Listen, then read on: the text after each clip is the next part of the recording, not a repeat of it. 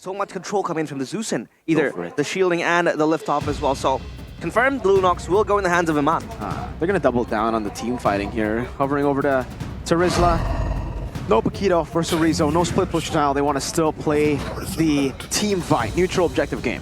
Yeah. Ooh, I think it's quite fun. dangerous though for the advantage of having the Grok that now can be lifted up by the Tsushin as easily. So for them, they can move around like that. They can have the Yeve to scout out, and when it comes down to it, they have got great ways of kiting backwards, aside from the Phobias, of course. So for DEWA, I think they can go all in, but when BIGGE finds one person, they have greater ways to really chunk him down, burst him down, or at least poke around before committing for a full-on fight. And I think that flexibility is a dangerous tool in the hands of a team like BIGGE, but the counter index and the lineup rating does favor DEWA United. So let's see, man, what can they get with this? They have great team fighting tools, but when it comes down to it, they have to make sure that the clearing of the waves also can be matched in order to get in the right place at the right time to beat BIGGE in those skirmish situations. And leg number one, the gods were basically test samples for the red robots. Will this time around they project their wrath, or will they once again falter? It is BIGGE Alpha against DEWA United. Leg number two, game number one. It's not every day you get to see the Juicin and the Zas get ignored in the first phase, but you see it here in week 6 of MPL ID. Perhaps both these teams have found a way to counter those two picks in scrims, but man, it's both junglers actually opting to rotate towards the top side of the map. You can already see Eman on the winning matchup here, utilizing this as a strong side to bully Azura. Yeah, I mean, Lunox is like lane counter towards the Harith, but how do you think it'll fare late game? The Lunox in the late game? Yeah. I think it's a great option as well, technically, against even the front line. It's a roam. It's a roam Terrorista coming here for the side of DEWA. So in the late game, he's going to be susceptible to getting bursted down by that Chaos Order. Emblems by IndyHome here, as we have some time, tenacities for the side of DEWA. They know they want to go all in, they want to go for fights. Even the firmness, but look at Eman, who forced to flicker away already. He's running the Master Assassin as well. And just why Mueza is trying to be active and ruin that laning phase. A lot of damage placed down. Actually, might be a kill. Mueza not going to use the flicker. Wants to save it for the next neutral objective. Super Luke at the bottom lane getting canked. But it does seem like he should be okay unless Ray decides, no, he used the Spear of Alpha earlier. Oh, too early for the Body of Smith to pop, and Mueza just melts in the hands of Supercan. That is going to be a very important kill to get the Nolan going. If Supercan can get snowballing, is quite risky. In theory, there's not a lot of targets for DEWA United, but ooh, Supercan? It's gonna be fine. Yes, I was saying, there's a lot of targets for Supercan to try and deny, but later on, the Nolan, if he gets snowballing, he can kind of burst down even the tank, so DEWA has to be careful here. It's gonna be problematic for them as they take a look at the turtle, and this is going to be a very strong fight. T will open up. Yeah, real world glitch comes down. Supercan winning on the retreat battle, but get caught by the Spear of Alpha. Still though, fighting within the real world manipulation. Super Luke has level 4.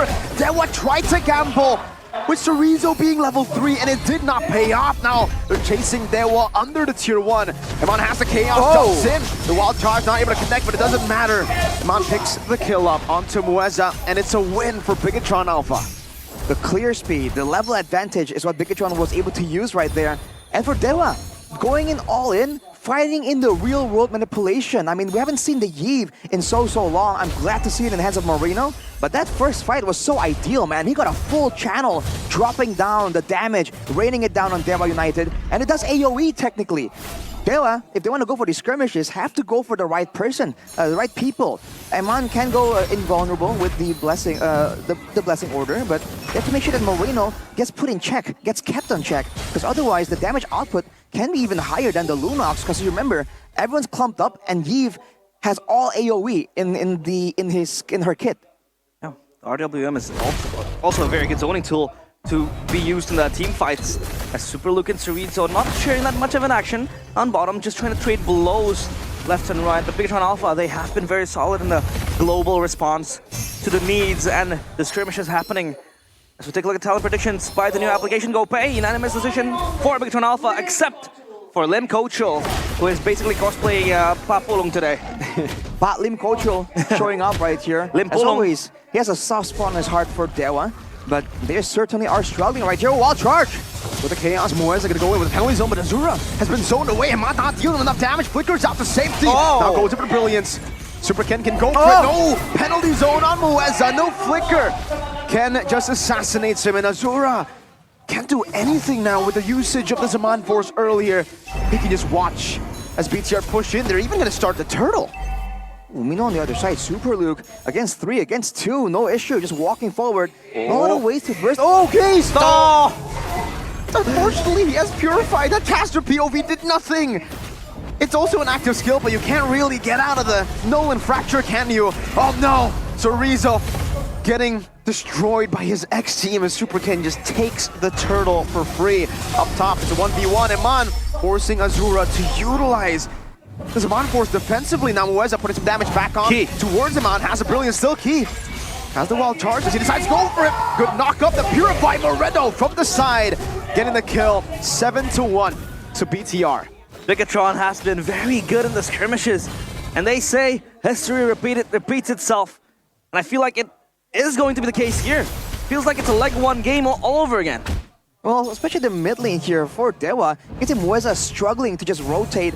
And even though, in theory, the Theresa can help out with the clearing, right now for BIGGE, it's just so much cleaner. You get in the mid lane, you go with the power of nature, and Yves will spam out a Void Blast, a Void Crystal, and they walk, and they roam around. You can see that Keys is stuck in the mid lane for a long period of time, but now pulling Luke back. By the way, Luke went Flicker this game. I just realized. Oh, yeah, Flicker Phobius, not the vengeance that we're used to, but maybe he wants that extra bit of maneuverability, because we talked about how he can't really move backwards, but Key... Oh, he has the wild charge! Goes in on the 2 Super Luke now. Good barrier! The follow-up, the penalty zone locks Key down, but he still has the power of nature. Moeza go with the hammer down, but the Infernal Pursuit into the back means that Super Ken has all the room possible. He just go in for the fracture. And Man gets Moeza 2, and Ray just running for the hills. Azura, good dodge from that skill 2 of the Phobius. But they can't react to any of the red robot plays. DEWA United they're just outmaneuvered by BIGGE Alpha, clamping up together, looking to respond on the engagement.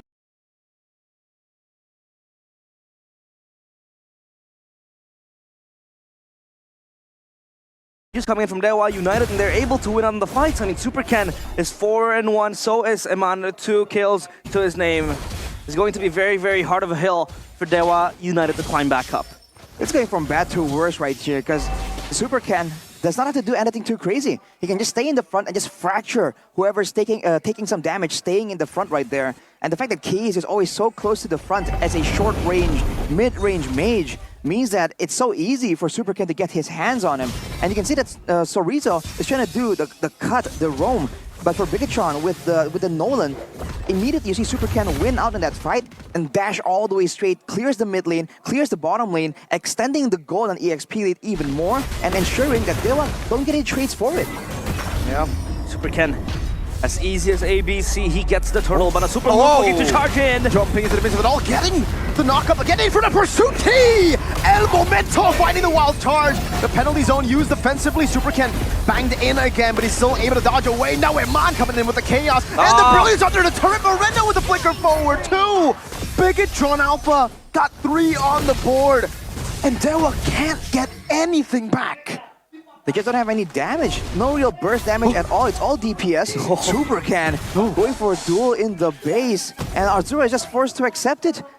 They can't clear, and they just don't do enough damage. I mean, Moreno flickered forwards between turrets right there just to secure more kills. There's no way for DEWA to really threaten any real all-in. Just way too tanky. Even if Key or Super Luke gets taken out, they were going to pay a hefty price for it, and that's a trade that BIGGE are most definitely willing to make. The fact that their jungle is also a fighter and not an assassin means that, again, it's all DPS, right? You can see Ray doing damage, but it doesn't come out all at once. Yeah.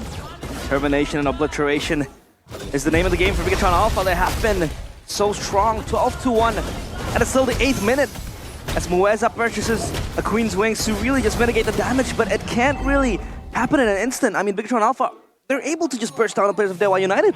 And I'd say, when we look at the compositions, DEWA's composition falls off more than BIGGE, right? BIGGE have the Eve and the Lunok, so even if they do get to the late game, this actually still favors BTR. The only real big scaler there. Maybe it's Chorizo on the Edith, but even then, the Phobias doesn't really fall off either. But Super Luke now running away. Not really. See, it's DEWA. They can't really threaten anything. Luke wasn't even moving around like he was threatened, like he was prepared to escape. He just stands there. Yeah, we haven't been able to see engages coming in, either the Spear of Alpha or the penalty zone. But he, again, just being in the front line. And so far, this Lord, will it be uncontested by DEWA United? I don't think they have the capabilities to just enter the pit, and it's going to be free for BIGGE Alpha. Unless they can really burst down Luke or he, there's no point in walking up like that. They're gonna output their damage and their resources onto the roamer, the EXP laner, and then that's where the jumps come in from Super Luke. The wild charge comes in from Key, and they lose 3 or 4 members. It's almost like at this point, that's the best they could do. Just look for info and defend.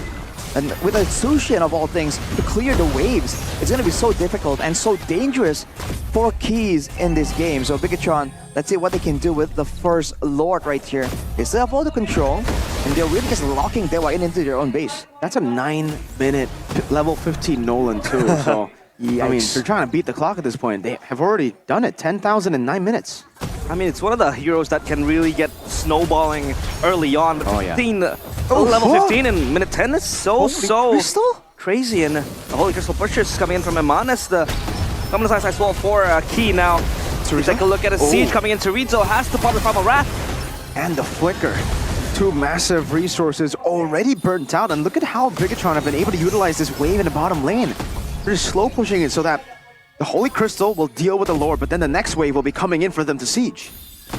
All right, now they're pushing up, and you can see DEWA kind of struggle. Key is already forced to back away. Yeah. First target for the side of BIGGE, and they're going to be looking for more. Defensive Crimson Beacon. They already don't have the Primal Wrath, no Flicker on Chorizo, they have no engage. Yeah, Mueza can go in, but then there's not going to be any follow-up. That's 2 base turrets taken down by BIGGE Alpha. And DEWA can't do anything. Super Luke picks up the War Axe. That's an offensive build. Key gets brought back, but really, there is no threat of this Rock dying. Nikki is Ray trying to go for the combo there. Super kills the fracture. Now no Crimson Beacon. And the back to Wild Charge gets them all under the base. And now with Luke finally dying, Moreno pops in a real world manipulation and survives because of it. The shielding. BTR. They've taken every member down except for Ray. Can they end it in the 11th minute? There's still waves to play with. Ray has the Spear of Alpha, and Mon decides to go for the Brilliance, and it baits him out. BTR making quick work out of DEWA United. Now all 3 on the base. 1-0, 17-3. A tale as old as time. And Leg 2 doesn't see its repairs and fixes from DEWA United. They're able to take down DEWA